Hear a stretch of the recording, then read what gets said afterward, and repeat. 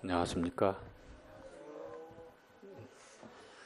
네, 2024년 한 해가 오늘부로 이제 딱 이틀 남네요. 그렇죠? 달력의 그 숫자가 안 보였으면 좋겠다 싶어요. 24년에서 이제 25년으로 넘어가면 우리 앉아 계시는 우리 성도님들도 앞에 큰 숫자가 바뀌는 분들도 많이 계시죠. 2가 3이 된다든지 3이 4가 된다든지 4가 5가 된다든지 또 그 이유까지는 조금 서글프니까 얘기 안 하겠습니다만 하루하루 그 일과가 이제 저희들 반복되는 그런 일과를 사는데 그게 어느덧 한 달이 되어지고 그리고 그 생활이 또 계속 그러다 보니까 어느새 연말에 12달이라고 하는 1년이 지나게 됩니다. 지난주에 단을 통해서 모든 것이 하나님의 은혜가 아닌 것이 없고 또 그리고 감사하고 또 수고한 그런 손길들 기억하며 서로 또 위로하는 시간을 가졌는데 사실 오늘이 제일 마지막 시간이라 지난주에 교제했던 말씀이 한번 리바이벌 돼도 좋겠다 싶었는데 이 가운데 기억력이 또 출중하신 분이 있을 것 같아서 다른 주제를 가지고 말씀을 준비했습니다.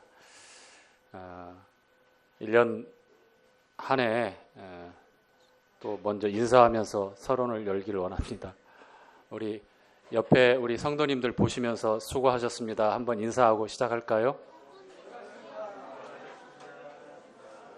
예, 수고하셨습니다.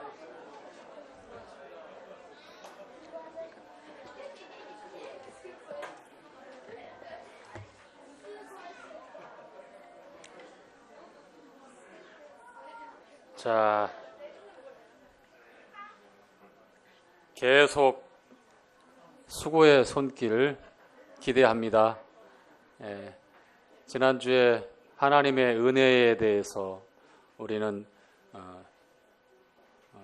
찬양 집회 비슷한 시간을 통해서 찬양을 드리면서 하나님의 은혜에 대해서 우리가 감격해했고 또 그에 따라서 하나님의 은혜가 어떻다라는 것을 우리가 마음 중심에 조금이라도 깨닫고 이해한다면 감사를 안 할 수가 없죠. 우리 삶에 무기력하고 또 연약해지는 이유가 보면 하나님의 은혜를 망각하고 우리 삶의 감사가 사라져 갈 때 그런 일들이 일어나더라고요.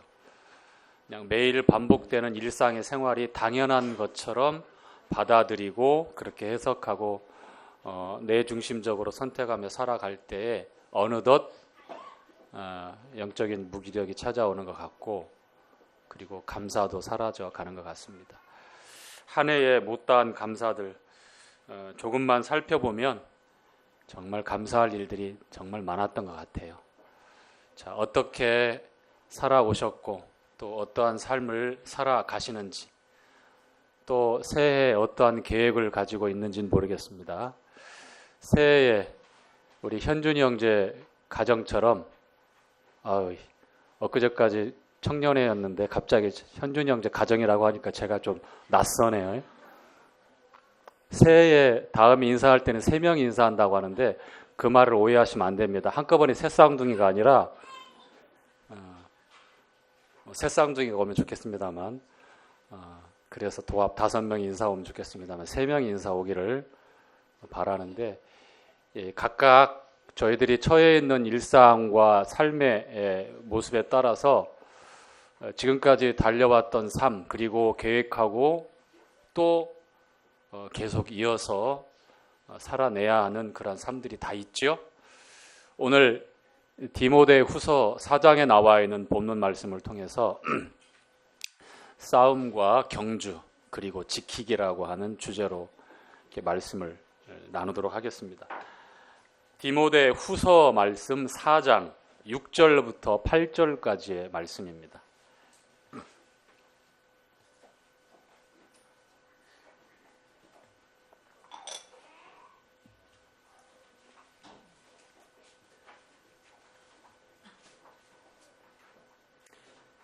자, 찾으셨죠? 관제와 같이 함께 읽겠습니다. 8절까지입니다. 6절부터 시작. 관제와 같이 벌써 내가 부음이 되고 나의 떠날 기약이 가까웠도다. 내가 선한 싸움을 싸우고 나의 달려갈 길을 마치고 믿음을 지켰으니 이제 후로는 나를 위하여 의의 면류관이 예비되었으므로 주 의로우신 재판장이 그날에 내게 주실 것이니 내게만 아니라 주의 나타나심을 사모하는 모든 자에게니라. 본문에 함께 읽었던 말씀은 사도 바울이 제일 마지막에 기록한 서신서 중에 하나입니다. 바울은 로마에서 두 번에 걸쳐서 투옥이 됩니다. 첫 번째 1차 투옥이 있었고 그게 사도행전 28장에 보면 나와 있습니다. 그 다음에 이 본문 말씀이 기록할 당시 2차 투옥 되어서 로마의 대화재, 로마의 이제 서쪽에 대화재가 일어나서 구시가지를 정리하고 새롭게 도시계획을 해서 새로운 도시건설을 위해서 네로 황제가 그렇게 인위적으로 화재를 일으켰다라고 하는 그러한 이야기가 있습니다만 로마 시민들의 이 분노가 하늘을 찌를 것처럼 커지니까 그 책임 소재에 있어서 희생 대상이 필요하겠죠. 그렇죠. 마치 일제 치하의 관동 대지진이 있었을 때 수많은 가족들이 죽고 생리배를 하고 그렇게 엄청난 자연재해 앞에서 망연자실할 때 일본 정부에서 아주 좋지 않은 소문을 퍼뜨립니다. 어떤 소문이죠? 조선인들이 우물에 독약을 뿌린다. 그래서 많은 희생자도 나오고 애꿎은 피해자들이 나온다. 이런 거짓 소문을 퍼뜨려서 그 분풀이 대상으로 이렇게 만국의 서름을 안고 이국에서 그렇게 살고 있는 선조들이 그렇게 많이 학살을 당하게 됩니다. 그런 것처럼 이 로마 대화재 이후에 어떻게 해요? 이 그리스도인들, 눈에 가시 같은 이 그리스도인들을 박멸하기 위한 어떤 방법이기도 했겠죠. 그래서 그리스도인들이 이런 화재의 원흉이다라고 거짓 소문을 퍼뜨려요. 어떻게 될까요? 그 핍박이 있었던 시대인데 또 그 핍박은 더 커지고 흉포해졌겠죠. 어떤 자비나 일말의 어떤 긍휼도 없이 무자비한 그런 핍박이 뒤따랐습니다.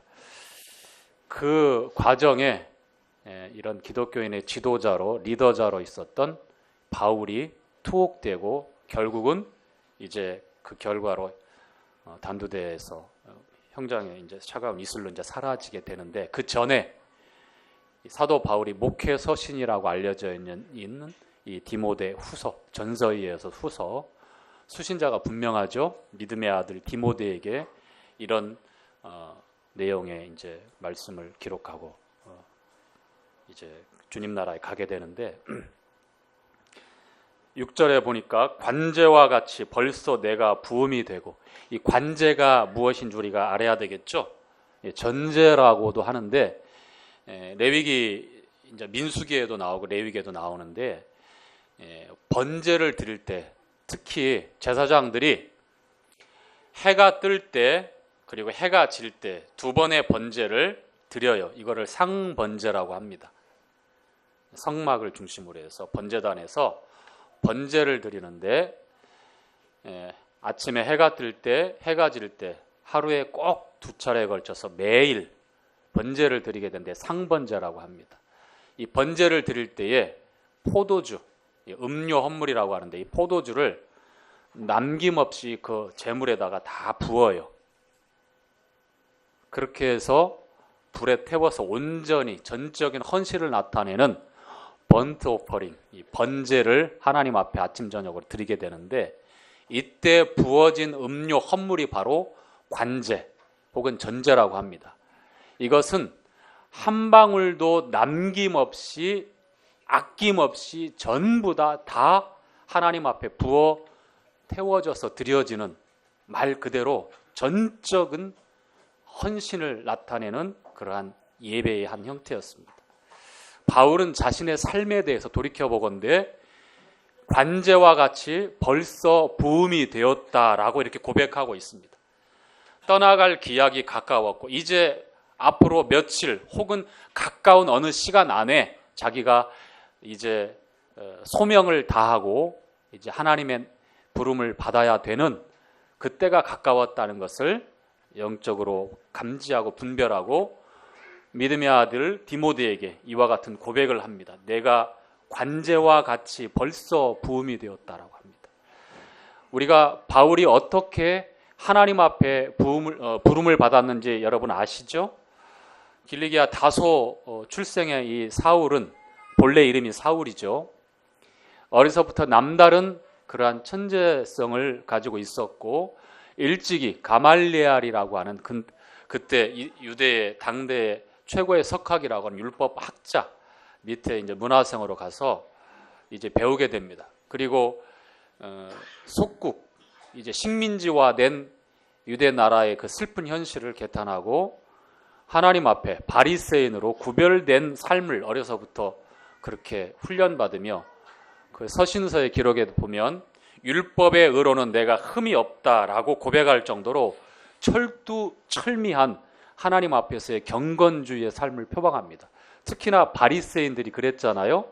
예수님 당시에 또 바울 당시에도 그들의 외식에 대해서 아주 엄중한 꾸지람이 있었지만 바울처럼 외식이 아니라 안으로 밖으로 하나님 앞에 경건하고자 그렇게 밤낮 노력하며 정직하게 살았던 인물들도 있었습니다. 그 중에 하나가 이 사울이었어요.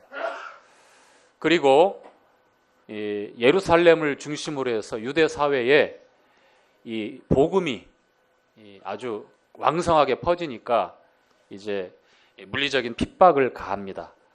그 과정에 그 핍박의 선봉자로 이 사울이라고 하는 청년이 나서게 되는데요.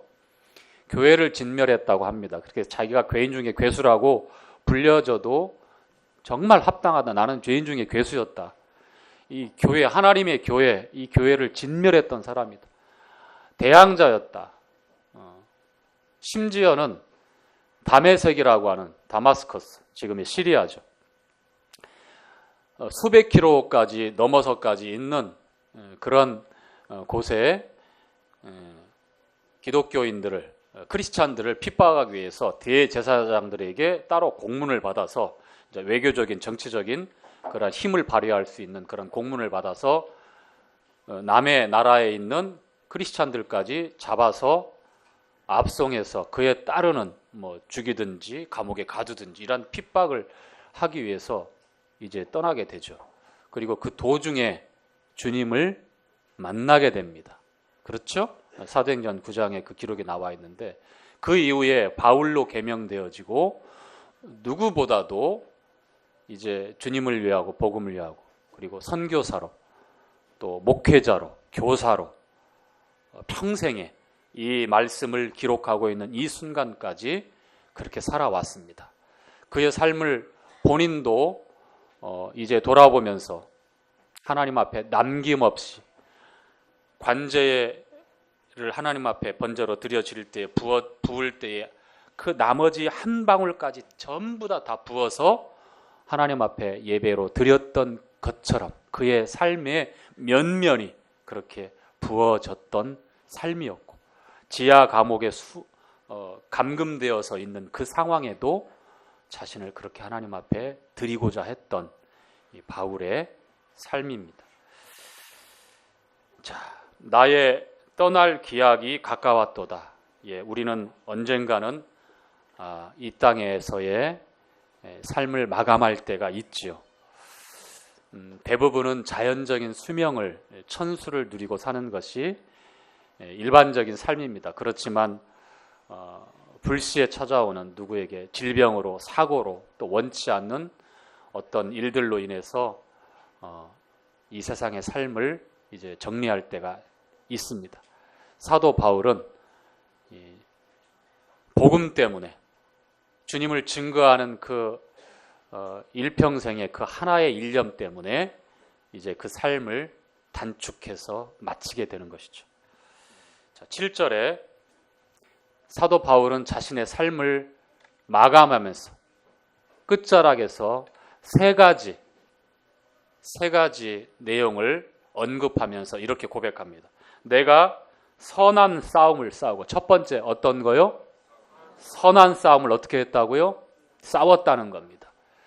자, 디모데전서 6장에 보면 이 선한 싸움에 대해서 믿음의 선한 싸움이라고 얘기를 하고 있습니다. 싸움. 이와 같은 예를 드는 것은, 이 싸움이라고 하는 것은 그 당시 로마 군병들 그리고 군인들의 전쟁터에서의 그러한 싸움을 연상하고서 이렇게 기록하고 있는 것이죠.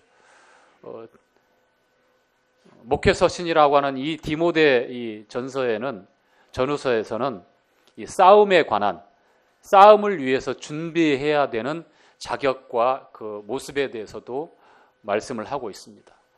그리스도 예수의 좋은 어떤 군사, 그렇죠, 솔저, 좋은 군사라고 말씀하면서 전쟁터에 나가기 전에, 전쟁을 하기 전에 준비해야 된 좋은 군사라고 얘기를 하죠.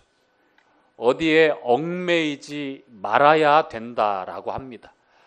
여기에 얽매여 있고 저기에 얽매여 있으면 좋은 군사가 될 수 없을 뿐만 아니라 싸움을 하는 데 있어서도, 믿음의 선한 싸움을 하는데 상당히 큰 어려움을 겪게 되는 것이죠. 자, 여러분 혹시 싸우고 있습니까? 운전하시는 분들은 날마다 싸웁니까? 창문 내리고 입으로 싸웁니까? 크고 작은 싸움이 많죠? 결혼하신 분들 싸움이 제일 많은 데가 언제지요? 집입니까? 회사입니까? 삶의 터전입니까? 어쨌거나 우리 현준이 형제도 싸울 일 있을 거예요. 지혜롭게 선한 싸움을 싸우세요. 자, 우리는 싸움을 피할 수 없는데, 근데 그 싸움이 어떤 싸움인지는 각각 살펴봐야 합니다. 사도 바울은 자신의 삶에 있어서 이 선한 싸움을 싸웠다고 얘기합니다. 에베소서 6장에도 나와 있는, 우리가 마지막 때의 종말로 우리가 임해야 전쟁을 앞두고 하나님의 전신갑주를 취해야 될 이유가 무엇이냐? 싸움 때문에 그렇다고 말씀합니다. 로마에 있는 성도들에게도 사도 바울이 기록한 말씀에 보니까 빛의 갑옷을 입으라, 의의 옷을 입으라고 했던 이유는 뭐예요? 전쟁을 앞두고 전쟁에 임해 있기 때문에 싸움을 위해서 그와 같은 빛의 갑옷을 입어야 되고 하나님의 전신갑주를 취하라고 말씀을 하는 것입니다. 믿음의 선한 싸움은 디모데 전서 6장 12절에 나오는데, 그 전절에 나와 있는, 그 전반에 나와 있는 내용을 염두에 두고 이 싸움을 언급하고 있는데요. 돈을 사랑함이 일만 악의 뿌리가 되나니, 많은 사람들이 이 돈을 사랑하는 것 때문에 믿음에서 떠나서 어떻게 돼요? 심각한 시험받는, 그리고 주저앉고 무너지는 삶을 산다라고 경고하고 있습니다. 즉 싸움에서 어떻게 해요? 실패하고 있다, 지고 있다는 얘기입니다. 이 시대에 우리가 싸우는 싸움 중에 이 경제적인 문제를 가지고 많은 싸움을 싸우고 있다고 하는 것이 성경의 내용입니다. 그런데 여느 세상 사람들과 별반 다를 게 없이 살아갈 때에는 이 싸움의 내용에 대해서 우리가 잘 모를 수 있고 또 인정하려 들지 않습니다.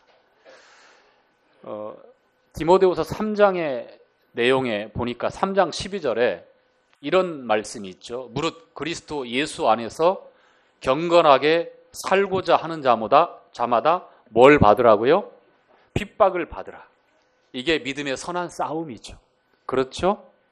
우리가 주님 안에서 경건하게 살고자 하는 그러한 선한 소원과 그러한 의지적인 선택이 뒤따르지 않는다면 우리 삶에 있어서 여느 세상과 똑같은 싸움에 임했지만 계속해서 패하고 있는 그러한 우리의 일상이 되고 말 것이다라고 하는 것이 믿음의 선한 싸움을 싸우라고 그렇게 말씀하고 있는 내용이에요.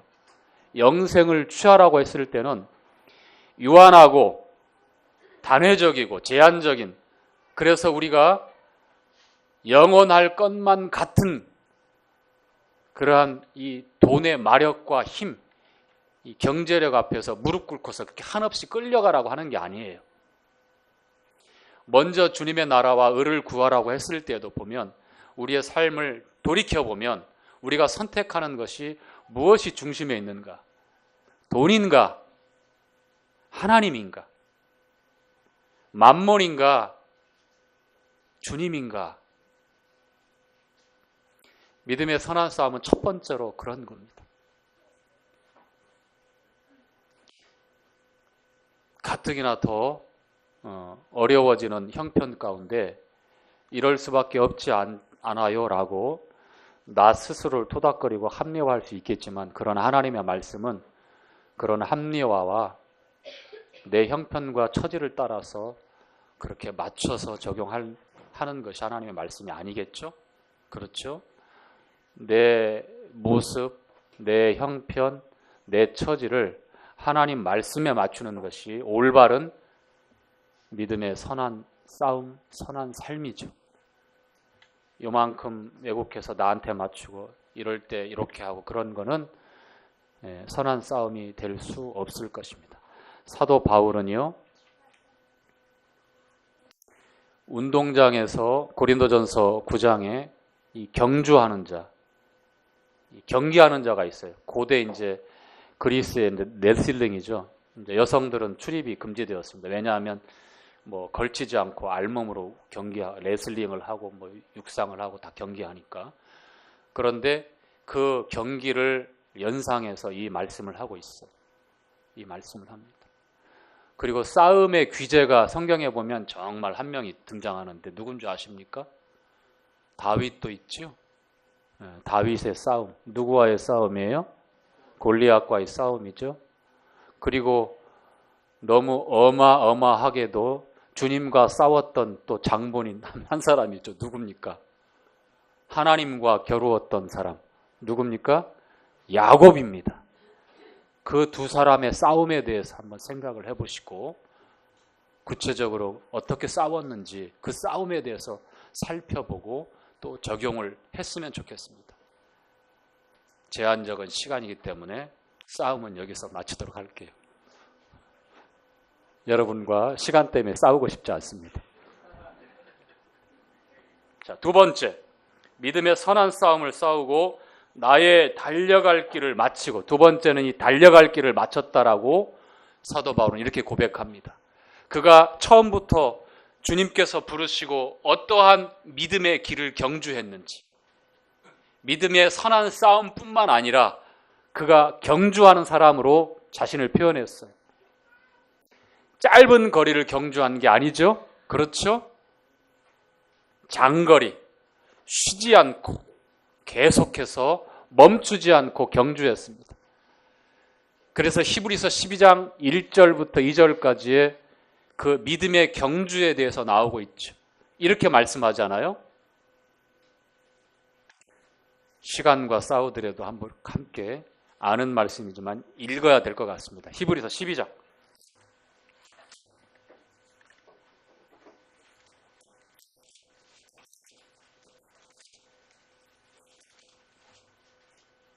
(12장) 1절 2절. 이러므로 시작. 이러므로 우리에게 구름같이 둘러싼 허다한 증인들이 있으니 모든 무거운 것과 얽매이기 쉬운 죄를 벗어버리고. 자, 어떻게 하라고요? 모든 무거운 것과 얽매이기 쉬운 죄를 벗어버리고. 자, 계속해서 인내로써. 어떻게 해요? 인내가 무엇입니까? 이를 악물고 그냥 무조건 참는 겁니까? 단기간에, 짧은 순간에 뭔가 결과를 기대하고 그렇게 하는 게 아닙니다. 네 가지 비유의 이 마음밭, 이 밭을 설명할 때에도 마지막 옥토에 대해서 그 씨가 뿌려지고 길이 참고 인내해서 얻게 되는 열매가 30배, 60배, 100배예요. 하나님의 이른 비와 하나님의 늦은 비도 길이 참아야 되어지는 것들입니다. 우리 신앙생활의 여정은 이 성령의 9가지 열매 가운데 이 인내라고 하는 것, 페이티어스, 오래 참음이라고 하는 것, 반드시 동반되어져야 하는 거예요. 폭발적으로 어떤 이벤트성, 나의 좋고 싫음을 따라서 그때 즉각적인 반응을 통해서 신앙생활 하는 게 아니라 마음에 품고 오래 참아서 싹을 틔우고 꽃을 피우고 열매를 내는 것이 믿음의 경주입니다. 모든 일에 그렇습니다. 짧은 시간에 원하는 효과를 내려고 하면 사람들이 부정직한 방법을 동원해요. 그게 뭐죠? 약물이잖아요. 운동선수들도 마찬가지고. 하나님이 주시는 이 창조 질서에 따라서 우리 몸에서 이 뇌에서 분비한다고 하지만 그 행복하게 하고 만족하게 하고 안식하게 하는 이런 여러 이제 그 뇌과학자들이 호르몬들을 얘기하면서 뭐 행복하게 하는 호르몬들 뭐가 있을까요? 의사 형제님, 세로토닌? 그건 잠 잘 때 하는 건가요? 도파민, 도파민. 행복회로 돌리는 도파민.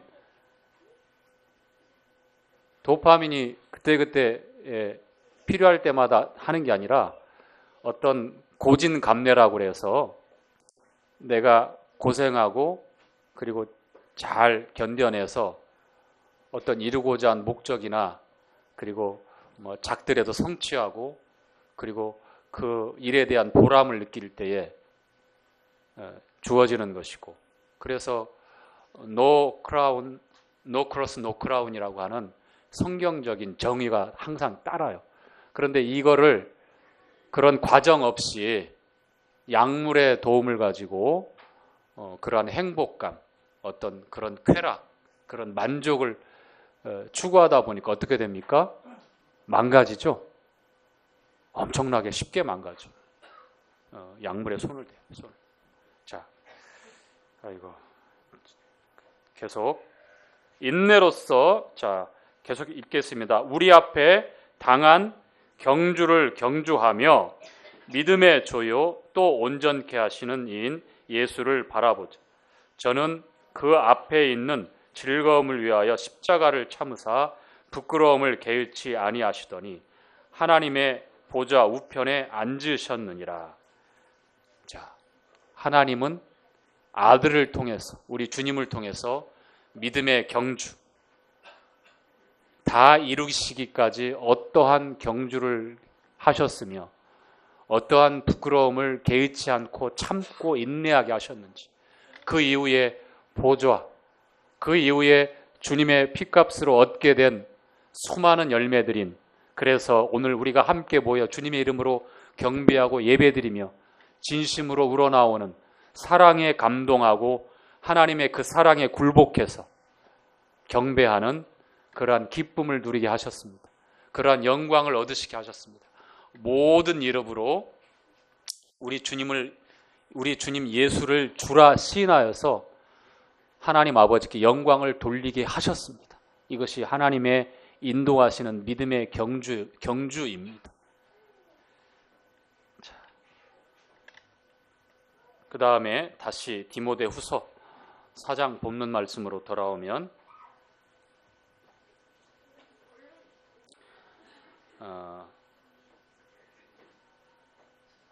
사도 바울이 자신이 달려갈 길을 마치고라고 표현할 때 보면 사도행전 20장에 보면 각지에서 온 장로들 앞에서 이제 로마에 가면 자기가 잡혀서 구속당할 뿐만 아니라 어떠한 어려움이 있을지 모른다라고 하는 어떤 선지자, 그리고 그것을 알게 된 지역계 성도들이 눈물을 흘리면서 만류하고 막았어요. 가시지 않았으면 좋겠다. 그런데 사도 바울이 이렇게 고백을 했죠. 자, 사도행전 20장으로 한번 가볼게요. 20장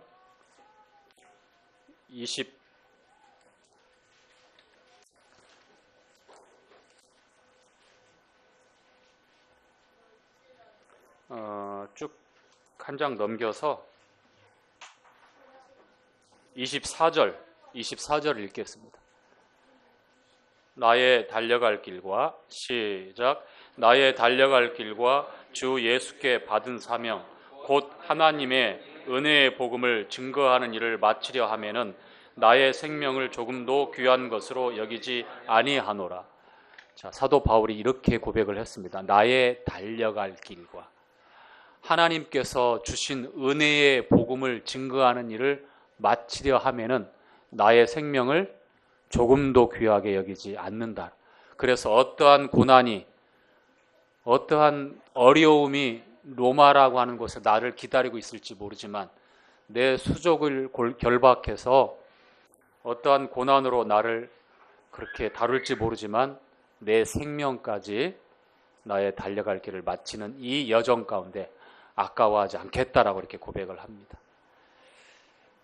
운동장에서 경주하는 사람들이 나오죠. 예. 고린도전서 9장에. 그런데 거기에 한 가지 강조하고 있는 게 뭐냐면 다 달리고 다 경주한다 할지라도 마지막에 상 받는 사람은 한 사람이고 그리고 그 사람은 법대로 경주한 사람이라고 말씀을 하고 있죠. 예, 열심히 열정을 가지고 무슨 일을 위해서 그렇게 하는 것 좋습니다. 그런데 그 과정과 그 동기부터 그 과정과 그 결과까지 하나님의 말씀이 근거가 되어야 된다고 하는 사실입니다. 달려갈 길을 마칠 때 사도 바울은 하나님의 말씀을 따라서 그렇게 달렸습니다. 특히 은혜의 복음을 증거하는 일에 대해서 사도 바울은 갈라디아 교회에 침투한 다른 복음, 다른 영, 다른 예수에 대해서 나를 비롯해서 하늘에서 내려온 천사라 할지라도 다른 복음을 전하면 저주를 받을 것이다. 다른 예수, 다른 영, 다른 복음을 전하면 저주를 받을 것이다라고 경고하고 있습니다. 이 달려갈 길을 마치는 일에 있어서는 단순히 열심을 가지고 열정을 가지고 그렇게 힘을 내어서 주님의 일에 그렇게 헌신한다라고 하는 그 의미만으로 끝나는 것이 아니라 하나님의 말씀이 그 안에 중심이 되어져야 돼요. 어떤 내용인가? 나의 이 달리는 이 향방 없이 싸우는 그 싸움인지 나의 달려가는 이 목적과 방향이 온전히 정확한 곳인지 트랙을 벗어나서 빨리 가겠다고 지름길을 선택해서 달리는 건 아닌지 그렇지 않죠? 정확하게 그 트랙을 따라서 그 법대로 경주를 해야 나중에 승리자의 이 월궤관을 쓰고서 영광을 얻게 되는 것이잖아요. 다른 예수, 다른 영, 다른 복음. 하나님의 말씀이 혼잡게 되어지고 하나님의 말씀이 흐려지고 또 왜곡되어진 그 상황에서 열심이 있고 열정이 있고 연합이 이루어지고 사랑하니까 함께 하고 그럴 수는 없겠죠? 예. 어느 때는 나눠야 되고 분리해야 되고 그렇게 우리가 달리는 일이 있을 수도 있다는 거예요. 그냥 다 함께 어우러져 가지고 요이 땡해서 그냥 우리가 가고 싶은 길을 가는 게 아니잖아요. 그렇죠? 길고 지루한 경주일지 모르지만 마지막 지점까지 쉬지 않고 달려가야 나의 달려갈 길을 마쳤다라고 하는 그런 승리의 개가를 부른 고백이 있을 것입니다. 이제 마지막으로 세 번째입니다. 달려갈 길을 마치고 그 다음에 함께 읽죠. 시작. 믿음을 지켰으니. 자, 어떻게 했다고요? 선한 싸움. 달려갈 길을 마쳤고 그 다음에 믿음을 지켰다. 자, 지킨다. 키퍼. 주여가 키퍼 하면 생각나는 게 뭐가 있어요? 막아요. 뭘 막아야 돼요? 골키퍼가 그런 역할을 하고, 자, keep silence 하면 어디가 그런 게 나와 있죠? 저기 동작동에 가면 있어요. 국립묘지 앞에 가면 영어로 keep silence, 정숙하라고. 자, 잠잠하고 조용하게 있어. 그래서 지킨다라고 하는 것은 우리가 첫 번째 무엇을 행함으로 지킨다고 하는 의미가 있어요. 삶으로 나타내고 살아내는 것. 그리고 두 번째, 그 상황과 현상을 그대로 유지하는 지킴이 또 있습니다. 그리고 세 번째, 그 지킴은 외부로부터 들어오거나 공격을 막아내는 지킴이 있습니다. 지킨다고 하는 것, 첫 번째 행함으로, 삶에서, 살아냄으로 지켜내는 것. 두 번째, 뭘 지켜요? 예? 현재 상황, keep silence. 무엇을 유지하고 그 상황을 그대로 간직하고 지켜야 되는 게 있습니다. 그렇죠? 예, 성경적인 전통을 따라서 신약교회의 진리를 따라서 우리가 모이고 주님의 이름으로 이와 같은 형태로 집회를 갖는 것들, 그리고 우리 모임의 외적인 모습에 있어서 정체성이라고도 볼 수 있는 자매님들 머리에 천사들을 인하여 그 머리에 권세 아래에 있는 표를 두라고 했을 때 이 너울로 커버링하고 있는 이 예식을 지키라는 겁니다. 그리고 마지막 세 번째, 외부의 공격이나 잘못된 그런 이단 교리도 있을 수 있고, 교회를 출입할 때에 영접하고 우리가 할 때에도 지켜야 될 게 있습니다. 지키는 것은 단순히 그냥 하루 뭘 잘했다, 신호등 신호 잘 지켰다, 그게 끝나는 게 아니죠. 그렇죠? 이 세 가지 정리한 내용들을 또 염두에 두시기를 바랍니다. 아시겠습니까? 예, 지키는 것. 사도 바울은 그렇게 했습니다. 가르치고 지키게 하라고 하신 주님의 말씀을 따라서 그 가르침에 대해서 쉬지 않았죠. 두란노라고 하는 서원을 따로 세워서 그 핍박하는 유대인들을 떠나서 따로 제자들을 모아서 1년 수개월 동안 가르쳤어.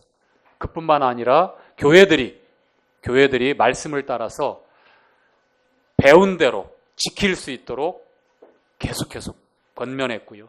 그렇지 못할 때에, 지키지 못할 때에 따끔하게 혼돈했고 그랬습니다. 사도 바울은 가르침뿐만 아니라 자신의 삶을 통해서 하나님의 말씀을 지키고 그렇게 그 삶을 끝까지 그렇게 지켜내는 삶을 살았습니다. 이제 결론 부분입니다. 마지막입니다. 8절에 사도 바울은 이렇게 고백합니다. 이러므로 자, 이제 후로는 나를 위하여 의의 면류관이 예비되었으니, 의의 면류관을 하나님으로부터 받게 될 것을 이렇게 소망하고 있습니다. 그런데 이 의의 면류관은 나뿐만 아니라 주님의 나타나심을 사모하는 모든 자에게 이와 같은 하나님의 영광이 우리에게 주어질 것이다 라고 이렇게 약속을 하면서 말씀을 이제 끝맺어 가고 있습니다. 여러분, 우리가 선한 싸움을 싸우고 달려갈 길을 마치고 믿음을 지킬 때에 하나님께서 그에 따르는 바울을 통해서 우리에게 말씀하고 있는 이 의의 면류관이 혹 아니어도 공정한 보상이 주어진다고 하는 것들, 가장 주님으로부터 우리에게 들려지는 칭찬과 격려의 말씀 중에 잘하였도다, 착하고 충성된 종아. 우리가 주님 앞에 각각 나아가서 회개할 때가 있을 겁니다. 그것을 가리켜서 그리스도의 심판 때라고 말씀을 해요. 하나님의 심판 때에서 죄를 인하여 심판을 받는 것이 아니라 은혜의 자리입니다. 더 이상 죄 때문에 받는 심판이 아니라 선한 싸움을 싸우고 달려갈 길을 마쳤는지, 뿐만 아니라 믿음을 끝까지 지켜냈는지, 그거에 따르는 공정한 보상들을 하나님께서 각각에게 해 주실 것입니다. 결코 헛되지 않습니다. 부활을 말씀하면서 사도 바울은 맨 마지막 말씀, 고린도전서 15장 58절 말씀에 형제들에게 너의 수고가 헛되지 않는다. 그러니 더 열심히 선한 싸움을, 달려갈 길을, 믿음을 끝까지 지킬 것을 그렇게 말씀을 하잖아요. 하나님께서 우리를 아십니다. 뿐만 아니라 그날에 주님께서 우리에게 허락하실 공정한 보상이 있음을 기억합시다. 분명히 개털모자는 없으니까 여러분 염려 안 하셔도 됩니다. 우리가 행한 대로, 우리가 어떠한 마음으로 갈등하고 어떠한 동기를 가지고 주님 앞에 나와서 경배했는지, 그 모든 것들을 다 아시는 아버지께서 우리의 마지막 끝까지 어떠한 삶을 사는지 주목하고 계십니다. 사도 바울이 이렇게 이 말씀을 통해서 24년 한 해를 마무리하는 마지막 대주에 잠실교회 이 시간 저와 함께 앉아서 이 말씀을 통해서 교제하고 있는 우리 성도 여러분, 믿음의 선한 싸움을 싸우기를 원하시고 달려갈 길을 마치기를 원하시고 믿음을 끝까지 지키기를 원하고 바라고 계십니다. 우리 함께 주님이 주시는 그 삶의 여정 가운데 이와 같은 사도 바울의 3가지 승리의 계가를 함께 부르고 외칠 수 있기를 바랍니다. 아멘.